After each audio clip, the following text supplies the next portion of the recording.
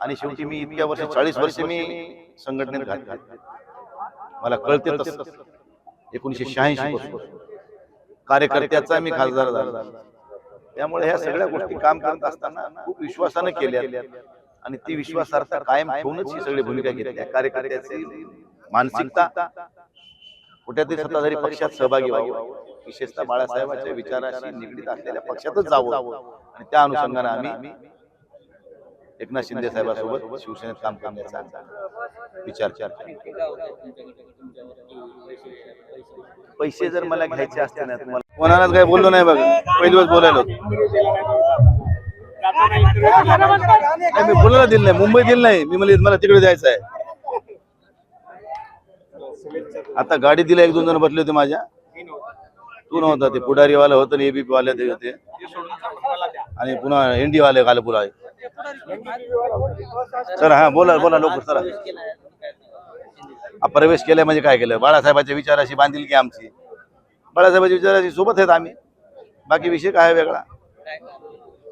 कारण काही नाही, विकासात्मक दृष्टिकोनातून कामं करायची असतील लोकांची, कार्यकर्त्याला बळ द्यायचं असं तर विरोधी पक्षात मिळते का? आता तू सांग मला.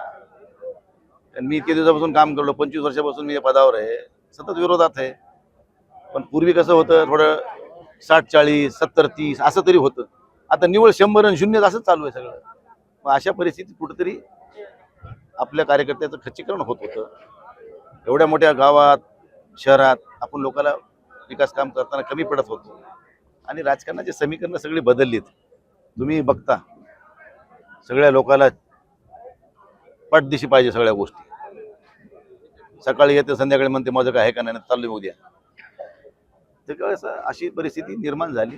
मग अशा परिस्थितीत कार्यकर्त्याला बळ द्यावं, आपल्या भागातल्या काही नागरिक समस्या आहेत त्याची समस्याची निवारण व्हावं, ही एक मुख्य भूमिका त्याच्या मागची आहे. बाकी राजकारणासाठी राजकारण म्हणून नाही. आणि शेवटी मी इतक्या वर्ष 40 वर्ष मी संघटनेत घातले. मला कळते तसं 1986 पासून कार्यकर्त्याचा मी खासदार झालो.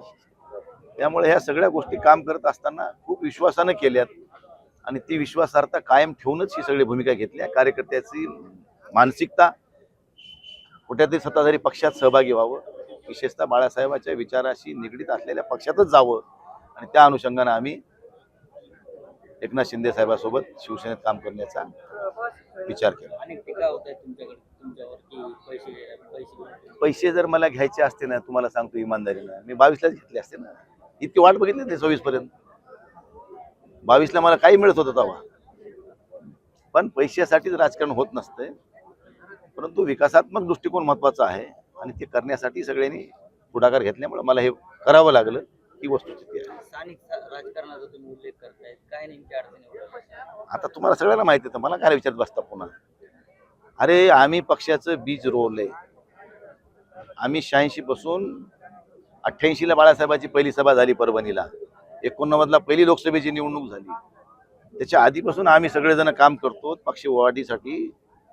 आणि काल ज्यांना आम्ही आमदार केले तेच आमची ठोकायला निघाल्यावर मग पक्षाने दखल घ्यायची काम आहे का नाहीये? आज तुम्ही बघितलं महापालिकेच्या निवडणुकीत 4-4 वार्डामध्ये 2-2 एबी फॉर्म, म्हणजे आमचा काटायचा. जिल्हा परिषदला आमच्याच माणसाच्या विरोधात काम करायचं, 19ला माझ्याच विरोधात लोकसभेला पाडायचा प्रयत्न करायचा. पुन्हा म्हणतो की काय केलं, तुला सगळंच माहिती आहे. म्हणजे कसं आहे, ज्याला त्रास होते त्यालाच कळतं. आम्हाला काय त्रास भोगावा लागला, आमच्या कार्यकर्त्याला काय भोगावं. अरे आनेराव जिल्हा प्रमुख आहे, आमदार साहेबांनी त्याच्या मतदारसंघात पडलेल्या लोकांना पुन्हा तिकीट दिली, पण ते जिल्हा प्रमुख असून रनिंग सदस्य असून त्याला विचारलं सुद्धा नाही. मग ही काय आहे? हे पक्ष आहे. ह्या सगळ्या भावनाचा सगळा उद्रेक झाला, हे लक्षात ठेवा. चलो. महाराष्ट्रातील सर्व बातम्यांचे विश्वासार्ह व्यासपीठ, सकाळच्या सर्व सोशल मीडिया प्लॅटफॉर्मला लाईक, फॉलो आणि सबस्क्राईब करा. तसंच सर्व नोटिफिकेशनसाठी बेल आयकॉन प्रेस करायला विसरू नका.